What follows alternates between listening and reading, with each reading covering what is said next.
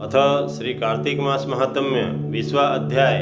धर्मदत्त बोला, तीर्थ दान व्रत करने से पाप दूर हो जाते हैं, परंतु तुम प्रेत योनि में है, इसलिए मुझको अधिकार नहीं है। तेरी इस आत्मग्लानि को देखकर मेरा मन दुखित है। तेरा उद्धार किए बिना मन प्रसन्न नहीं होगा। 3 प्रेत योनियों को दिलाने वाले तेरे पाप बड़े उग्र है। प्रेत योनि अति निंदित है, जो थोड़े पुण्य से नहीं छूटेगी। अतः इस जन्म में जो मैंने कार्तिक का व्रत किया है, उसके पुण्य के आधे फल से तू श्रेष्ठ गति को प्राप्त हो। यज्ञ, दान और तीर्थ यात्रा ये कार्तिक के व्रत की बराबरी नहीं कर सकते। नारद जी बोले, यह कहकर धर्मदत्त ने द्वादशाक्षर मंत्र का उच्चारण करते हुए जो मिला हुआ जल पुनः उसके ऊपर छिड़का, सोई प्रेत योनि छूटकर राक्षसी जलती हुई अग्नि के समान दिव्य रूप धारण कर ब्राह्मण को प्रणाम कर हर्षित वाणी से बोली, हे द्विज श्रेष्ठ, मैं तेरी कृपा से नरक से छूटी।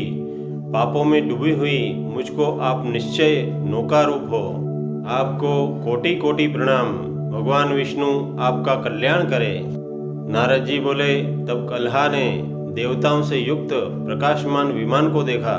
पुण्यशील और सुशील नामक विष्णु के द्वारपालों ने कल्हा को श्रेष्ठ विमान में बिठलाया। धर्मदत्त ने विमान को विस्मयपूर्वक देखा और फिर उन गणों को देखकर धरती पर गिरकर प्रणाम किया। उन दोनों द्वारपालों ने उस ब्राह्मण को उठाकर उसकी प्रशंसा करके धर्मयुक्त वचन कहा, हे ब्राह्मण, तुम बहुत ही पुण्यात्मा हो। विष्णु की भक्ति में सदा लगे रहते हो। दीनों पर कृपा करने वाले और धर्मज्ञ हो। तुमने बचपन से लेकर जो कार्तिक व्रत किया, उसका आधा फल देने से कल्हा के पूर्व जन्म के संपूर्ण पाप नष्ट हो गए हैं। तुम्हारे स्नान के फल देने से इसके सारे पाप नष्ट हो गए और हरि का जागरण आदि करने से इसे विमान प्राप्त हुआ है।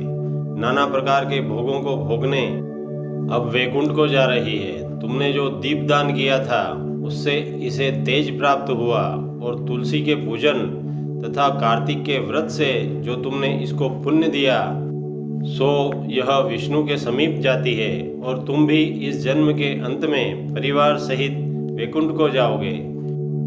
वैकुंठ में जो भगवान की आराधना तुम्हारी तरह करते हैं, उनको कोई भी वस्तु दुर्लभ नहीं है। उत्तानपाद के पुत्र ध्रुव को जिन्होंने निश्चल पद दिया था, जिनका नाम लेने से मनुष्य उत्तम गति को प्राप्त होते हैं, जिस प्रकार ग्रह के द्वारा पकड़ा हुआ गजराज मुक्त होकर भगवान के समीप गया, तुमने भी भगवान विष्णु का जो आराधन और पूजन किया है, सो कई हजार वर्ष तक अपनी स्त्रियों सहित भगवान के सानिध्य में तुम निवास करोगे। फिर पुण्यशीन होने पर पृथ्वी पर आओगे और सूर्यवंश में प्रसिद्ध राजा दशरथ के नाम से प्रसिद्ध होगे। यही दोनों स्त्रियां तुम्हारी रानियां होगी और तीसरी यह कल्हा भी आधे पुण्य की अधिकारिणी तुम्हारी एक स्त्री कैकेयी होगी। वहाँ भी विष्णु भगवान अपने समीप रहेंगे और तुम्हारे पुत्र होकर देवताओं का कार्य करेंगे। तुम्हारे किए इस कार्तिक व्रत के समान यज्ञ, दान और तीर्थ कोई भी अधिक प्रभावी नहीं है।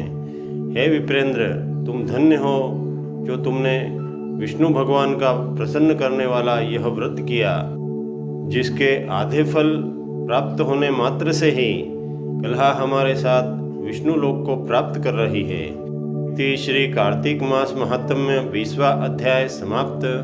दोस्तों, भक्ति के इस वातावरण को और अधिक अद्भुत बनाने के लिए आप हमारे वीडियो को लाइक करें, शेयर करें। यदि आप हमारे चैनल पर पहली बार वीडियो देख रहे हैं, तो हमारे YouTube चैनल अद्भुत ज्ञान एवं भक्ति को प्लीज़ सब्सक्राइब कर बेल आइकन अवश्य दबाएं, ताकि हमारा हर नया वीडियो आप तक शीघ्र पहुंचे।